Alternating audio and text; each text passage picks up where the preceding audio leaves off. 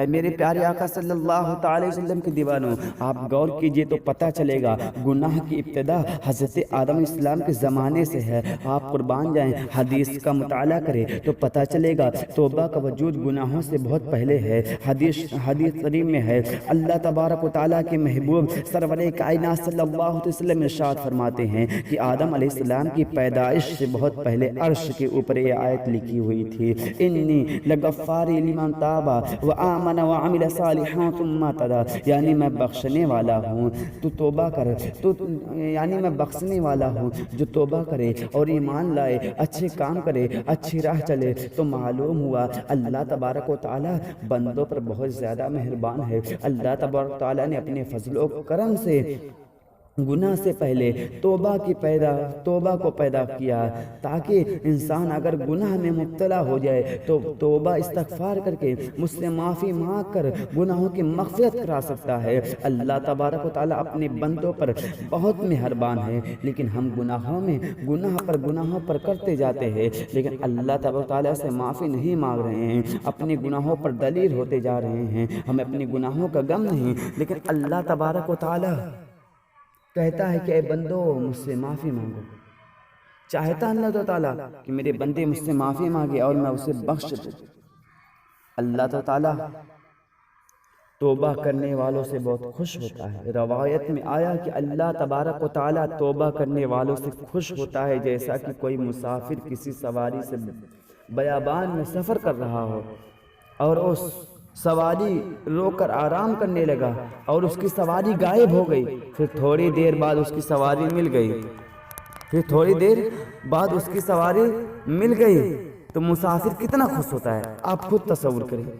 تو جس طرح مسافر جب سواری ملنے کے بعد جس طرح مسافر خوش ہوتا ہے، اسی طرح اللہ تعالیٰ توبہ کرنے والوں سے خوش ہوتا ہے۔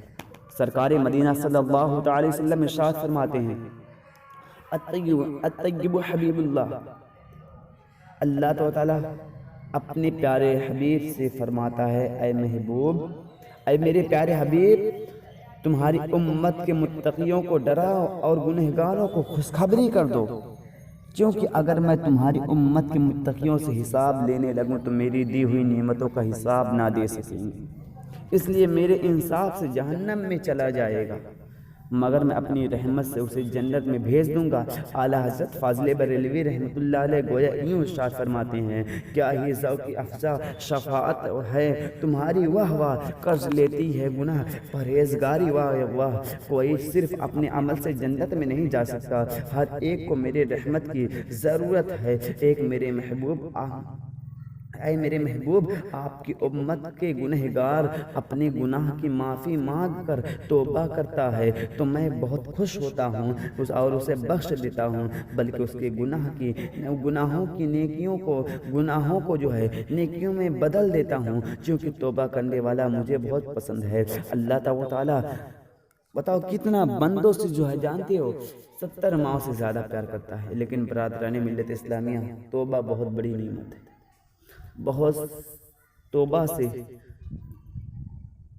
دور رہنے والا بدبخت ہوتا ہے۔ بعض وقت توبہ کرنے والے کے گناہ کو معاف کر کے اسے ولی بنا دیا جاتا ہے۔ حضرت عمر فاروق رضی اللہ تعالیٰ کے زمانے خلافت میں ایک گانے والا فاسق لوگوں کو گانا سنایا کرتا تھا۔ لوگ اس کے گانوں کو سن کر نذرانے دیتے تھے، اس کا چرچا سارے شہر میں ہو گیا۔ فاروق اعظم رضی اللہ تبارک و تعالیٰ عنہ اس فاسق سے بہت ناراض تھے۔ کچھ دنوں کے بعد فاسق بیمار ہو گیا۔ اس بیماری کے سبب وہ بہت کمزور ہو گیا، اس کی سریلی آواز ختم ہو گئی، نذرانے بھی بند ہو گئے، بھوکا مرنے لگا، کوئی پوچھنے والا نہ رہا۔ آخرکار فاقے سے نڈھال ہو گیا، مدینے کے قبرستان میں جا کر ایک پرانی قبر میں بیٹھ کر رو رو کر توبہ کرنے لگا، یا اللہ، یہ تیرا گنہگار بندہ تجھے بھول کر لوگوں کو گانا سنا کر خوش کرتا تھا، آج کوئی پرسانی حال نہیں، میرے گرے زاری سننے والا کوئی نہیں، اے میری مولا میری گناہ کو بخش دے، میری توبہ قبول کر، میرے گناہ اے مولا میری توبہ قبول کر لے، میرے گناہوں کو بخش دے، میرے پاس کوئی نیکی نہیں ہے، میرے پاس صرف تیری حبیب کا وسیلہ ہے، بس آقا الاسلام کے وسیلے سے مانگا تھا، جو ہے توبہ کی تھی، میرے پاس تیرے محبوب کا وسیلہ ہے، اپنے حبیب کے صدقے مجھے بخش دے، میری توبہ قبول کر لے۔ دریائے رحمت جوش آیا، اس کی توبہ قبول ہو گئی، اور اس وقت حضرت عمر فاروق رضی اللہ تبارک و تعالی عنہ کو الہام ہوا کہ اے عمر، مدینے کے قبرستان میں ہمارا ایک ولی 3 دن سے بھوکا ہے، جلدی اس کی مدد کرو۔ سنتے ہیں حضرت عمر فاروق رضی اللہ تعالی تبارک و تعالی عنہ 1000 اشرفیہ کی تھیلی لے کر مدینے کی قبرستان پر دوڑے، وہاں کوئی نہ تھا، البتہ وہ ایک شخص پرانی قبر میں منہ چھپائے بیٹھا تھا۔ حضرت عمر فاروق رضی اللہ تبارک و تعالی عنہ سوچنے لگے، اے فاسق ولی کیسے ہو سکتا ہے، اس کے علاوہ یہاں کوئی نہ تھا۔ یہ سوچتے ہیں آپ کو چھینک آئی اور آواز سن کر اس شخص نے سر اٹھایا تو حضرت عمر فاروق رضی اللہ تعالی عنہ کو کھڑے دیکھا۔ حضرت عمر فاروق رضی اللہ تبارک و تعالی عنہ نے اس سے پوچھا، تم نے کون سی نیکی کی ہے؟ تو اللہ نے تم کو اپنا ولی بنا دیا اور تمہاری مدد کے لیے مجھے تمہارے پاس بھیجا، یا اشرفیوں کی تھیلی لے اپنی حاجت پوری کر۔ یہ سنتے ہی اس کی دل کی حالت بدل گئی اور اللہ تعالیٰ کا احسان عظیم یاد کر کے ایک چیخ ماری اور کلمہ طیبہ پڑھا، اس کی روح پرواز کر گئی۔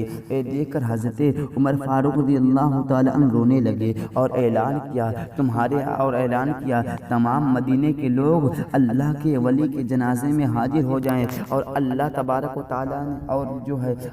تعالی نے اس کی توبہ کو قبول فرما لے۔ اور حضرت عمر فاروق رضی اللہ تبارک و تعالی عنہ جو ہے اس نماز جنازہ کو خود پڑھاتے ہیں۔ سب لوگ جمع ہو کر نماز جنازہ ادا کر کے بڑے احترام کے ساتھ دفن کیے گئے۔ برادران ملت اسلامیہ، دیکھا آپ نے، ایک فاسق جب صدق دل سے توبہ کر لیا تو اللہ تبارک و تعالیٰ نے اپنے محبوب کے صدقے سے، اللہ تبارک و تعالیٰ نے اپنے فضل و کرم سے اپنے مقروب بندوں میں داخل کر لیا۔ لیکن آج ہم ہزاروں گناہ کرنے کے باوجود نادم نہیں ہوتے، شرمسار نہیں ہوتے ہیں۔ ہم اپنے گناہ میں گناہ کا احساس نہیں رکھتے، ہم اپنے دل میں گناہوں کا احساس نہیں رکھتے۔ اگر ہم گناہ کرنے کے بعد نادم ہو جائیں، اللہ تبارک و تعالیٰ سے توبہ استغفار کریں اور اس توبہ پر قائم رہیں، تو یقیناً اللہ تبارک و تعالیٰ اپنے فضل و کرم سے ہمارے گناہ کو نیکیوں میں بدل دے گا۔